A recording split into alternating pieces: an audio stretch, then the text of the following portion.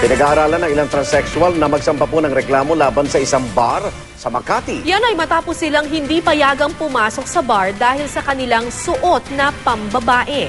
Saksi si Maris Umali. Sa cellphone videong ito makikita raw ang kinatawa ng Icon Bar sa Makati na hinaharang umano ang kumukuha ng video at apat niyang kaibigan. Bawal daw kasi ang mga tinatawag na cross-dresser sa bar o mga lalaking nagsusuot ng damit pambabae o mga babaeng nagsusuot ng damit panlalaki. Pero giit ng grupo, iba silang mga transsexual sa mga cross-dresser. Ang mga tulad nila naniniwalang tunay silang babae at may ilan pang ang nagpa-gender reassignment. Kaya natural lang na pambabae na ang kanilang suot. Actually, we showed them, pinakita po namin sa kanila yung documents ng mga friends ko, Nadine, who is from London, and Jasmine Rama, who is from the United States nga. We showed them their documents and their passports saying that they are already women. Pero hindi talaga sila nakikinig. I mean, they keep on insisting that we are men. Hindi rin nagustuhan ng grupo ang reaksyon ng mga tauhan ng bar sa kanilang paliwanag. Every time that we mention that we are women, may mga ibang guard na tumatawa. As a matter of fact, yung isang guard, kunyari nagsusuka pa siya.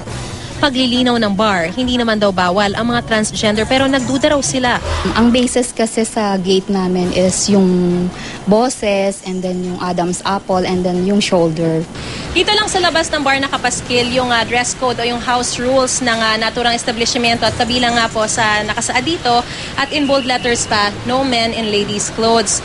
Mahigpit na ipinatutupad ang patakarang ito ng pamunuan ng establishmento at ito raw ang pangunahing dahilan kung bakit hindi pinayagan si Santi at kaniyang mga kaibigan na makapasok sa loob ng bar at hindi raw dahil sa diskriminasyon. Dati naman daw pinapayagan ng crossdresser sa bar. Ang kaso, yung mga guests namin nagko-complain, it's a CR issue. Kasi syempre, yung babae ay yung bakla, papasok din sa babae. Syempre kahit papano, still lalaki pa din. Implementing such policy is discrimination already. We are actually on our best behavior. And I think pinagtripan talaga kami.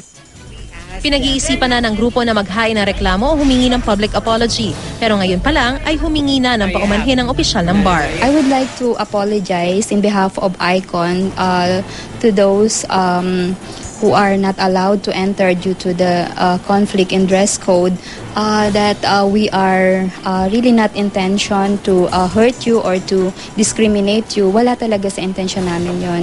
We hope we could reconcile with you. Ako si Maris Umali, ang inyong saksi.